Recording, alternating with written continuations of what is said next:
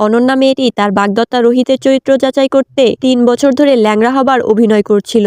এমনকি অনন্যার পুরো পরিবার গ্রামে চলে যায়। তার বাবা মিস্টার জার্মা, যিনি পৃথিবীর সবচেয়ে ধনী মানুষ ছিলেন, তিনিও প্রতিদিন মাঠে কাজ করতেন। রোহিতের সঙ্গে বিয়ে হওয়ার আগের দিন অনন্যা সব সত্যি কথা বলে দিতে চেয়েছিল, কিন্তু তার বাবা বললেন, না, কাল পর্যন্ত অভিনয় চালিয়ে যাও, আমি দেখতে চাই রোহিত তোমাকে সত্যি ভালোবাসে কিনা। কিন্তু ঠিক তখনই অনন্যা শুনল রোহিত তার সেরা বন্ধু সিয়ার সঙ্গে প্রতারণা করেছে। অনন্যা খুবই কষ্ট পেল, কিন্তু সঙ্গে সঙ্গে কিছুই বলল না। ঠিক করলো বিয়ের দিনেই প্রতিশোধ নেবে। পরের দিন যখন চোর তার ব্যাগ ছিনিয়ে নিল, তখন এক সিইও আদিত্য এসে তাকে সাহায্য করলো। সব কথা শুনে আদিত্য মজা করে বলল, তুমি চাইলে আমি তোমার সঙ্গে মিথ্যে বিয়ে করব।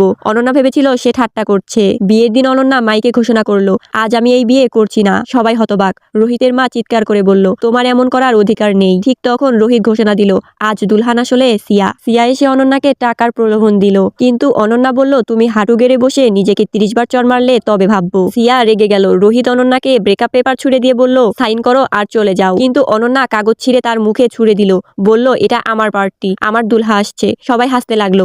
কোনো পঙ্গু মেয়েকে কে বিয়ে করবে। ঠিক তখনই আদিত্য ভিতরে ঢুকলো $10 মিলিয়ন বিয়ের উপহার নিয়ে। অনন্যা হেসে হুইল চেয়ার থেকে উঠে দাঁড়ালো। সবাই অবাক। তখনই বোঝা গেল সত্যিকারের দুলহা সেই আদিত্য।